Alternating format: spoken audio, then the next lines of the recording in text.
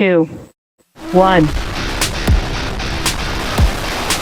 Cedar Park-based Firefly Aerospace is on a mission to be a global leader in the new commercial space race, enabling anyone to launch, land, and orbit. Firefly is an end-to-end space transportation company. We want to take any customer, government, commercial, doesn't matter, who wants to operate in space. We want to get you there, we want to move you around when you're there, and we want to let you land and return, ultimately, anytime, any place. That's our mission. Bill Weber is the CEO of Firefly Aerospace, and he showed me their latest project. This is their lunar lander, Blue Ghost. That thing's going to be on the moon at the end of the year. We're going back to the moon. The United States is going back to the world is going back to, Firefly is going back to the moon. That mission is in November. Blue Ghost will land at Mare Crisium on the northern lunar hemisphere and deliver commercial and government payloads. So that's the first mission. Blue Ghost will go this year, and then we're going to come back a year later, and we're going to go to the far side with Blue Ghost 2. Literally, Pink Floyd personified. We're going to the far side or the dark side of the moon.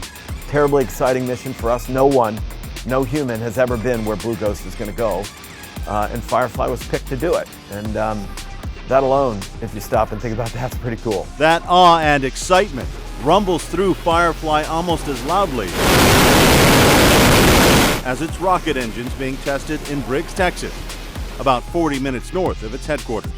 We build it, literally design it in the morning, have it on a machine and manufacture it by midday, and then have it on a test stand out at Briggs by the end of the day, get the data, rinse and repeat the next day. That iteration cycle, that's what we have here at Firefly, and it's an advantage compared to our competitors.